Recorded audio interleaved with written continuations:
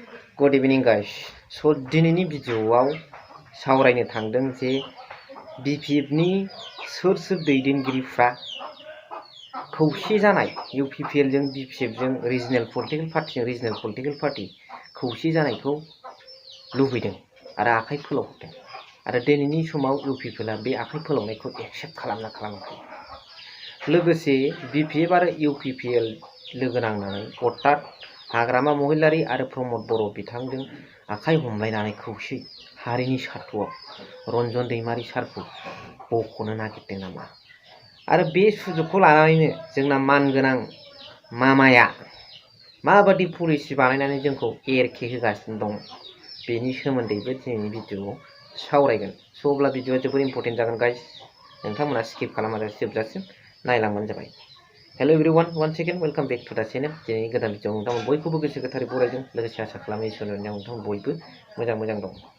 रन्जन दैमारी सारखौ प्रमद बर' आरो हाग्रामा महिलारीनि टीम मोननैजों लोगो लानानै बख'नो नागिरनायनि खोथाखौ लास्टआव आं सावरायगोन। बिनि सिगां दुलाराय बर' फरायसा आफादनि आफादगिरि मानगोनां दिपेन बर'नि खौसेथिनि हांख्रायनाय दि बयबो रायजो राजाफ्राबो लुबैदों, संग्रामि नेताफ्राबो बयबो लुबैदों, BPF निफ्रायबो लुबैहरदों।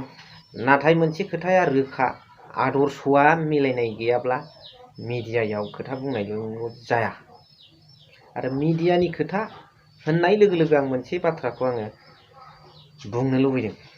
दिनै मोनसे समाव दुलाराय बर' फरायसा आफादखौ रायजो राजाफ्रा UPPL पलिटिकल पार्टी होननानै सानबायमोन। बेयावनो जायो, बेयावनो थायो, बेजों ग्रोब मिलायलायो, भटआबो बेयावनो होयो, बेजोंनो ओंखारफायो, बेबादि मोनसे नोजोर लाबायमोन। हारिनि सिनस्रि आफादनि सायाव बेबादि मोनसे नोजोर लाबायमोन बर' रायजो राजाफ्रा।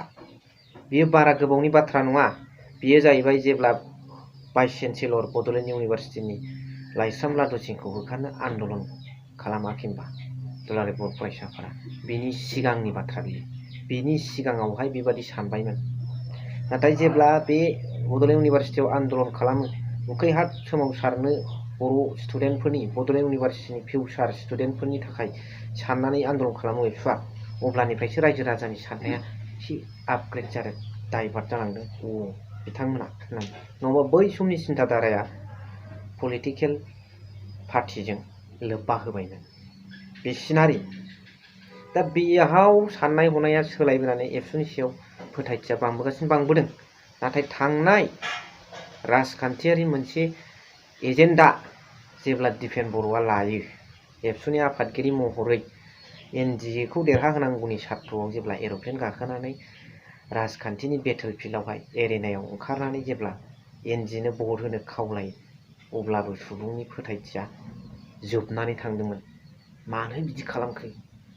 फैयै थबस्र' बे समाव दिपेन बर'आल' एबसुनिफ्राय बेबायदि खामानिखौ मानो मावखो?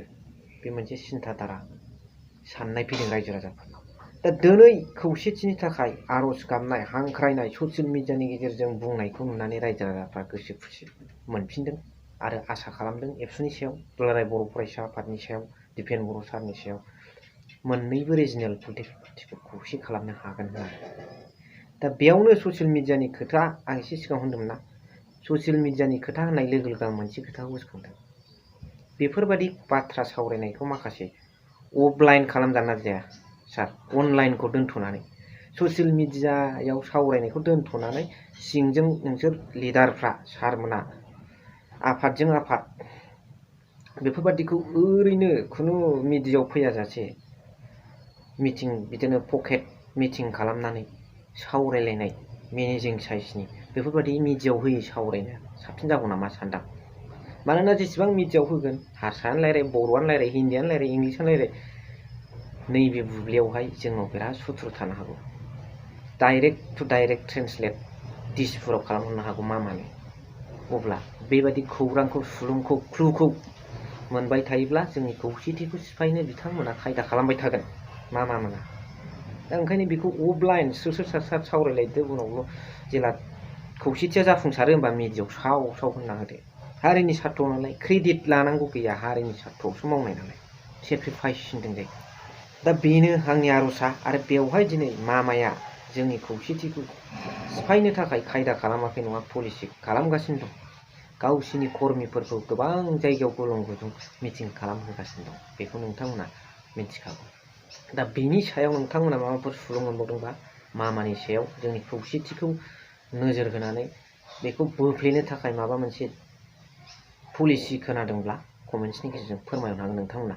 लोगोसे बिराद गिदिर इस्यु, दिनै दुलाराय बर' फरायसा आफादा हारिनि स्वार्थआव खौसेथि जानायखौ लुबैबायब्ला, हाग्रामा महिलारि आरो प्रमद बर' सारजों आखाइ हमलायनायखौ लुबैथारबायब्ला, बर'नि गासैबो संग्रामि नेताफोरखौ खौसे मोनसेल' दोंसेल' दुरुङाव फैजानो लुबैबायबा, मोनसे बेन्दों आन्डार वान आमब्रेला बेयाव थाजानो लुबैबायब्ला, दिनै रन्जन दैमारिनि खोथाखौ बावलांखो ना माखो? हारिनि स्वार्थआव सुप्रिम सेक्रिफाइस खालामनाय रन्जन दैमारि, बिथांजों लोगोसे गिदिर गिदिर केसाव गोग्लैनाय फाइनान्स नन फाइनान्स NDP संग्रामि नेताफोरखौ बावलांखो ना माखो? बिथांमोनखौ बख'नायनि बेबस्था लागोन ना लाया? दिनै हारिनि स्वार्थआव होनोब्ला रन्जन दैमारिखौ बावनानै हारिनि स्वार्थ सानबा जानाय नङाना। रन्जन दैमारि सारखौबो लाफानांगोन। जायफोर संग्रामि नेताफोर जेराव जोबनानै दं आरो जायफोर दावहारु NDP आदामोन फंबायमोन, बिथांमोनखौ बेबस्था लानांगोन बख'नायनि। बेखौबो एजेन्डायाव सोफानांगोन। दिनै बिटिआरखौल' आखरे आखर जाफुंसारनांगौ होननानै बुंबाय थाबा जाया। रन्जन दैमारि सारा हारिनि थाखाय सुप्रिम सेक्रिफाइस खालामदों। बिटिआरआव बेखौ गनायनि लिरनाय गैया, नाथाय बेखौ लाबोनानै सहि होनानै सोहैफिनदोंसो। नाथाय जोंनि खौसेथिनि गेजेरजों माबा मोनसे सरकारखौ नारसिननायनि गेजेरजों, मानोना जोंहा we have 2 MP member of parliament, रायजो सभा लक सभा मोननैयावबो दं जोंहा। बे हिसाबै माबा मोनसे लामाजों बिथांमोन रन्जन दैमारि सारमोननि गनायनि खोथाखौबो सावरायफानांगोन, एजेन्डायाव सोफानांगोन। मिडियानि गेजेरजों नङाबाबो संगठन हिसाबै, हांगथानिक हिसाबै बै आलासना सोलिबोलांगौ। बेखौनो बुंबाय रायजो राजाफोर, नोंथांमोना मा सानदों, मा नलेज फोरमायनो लुगैयो कमेन्ट सेक्सनाव लिरनानै हरदो। आं नेनानै थागोन। स' थेंक इउ फर वाचिं। लाभ इउ।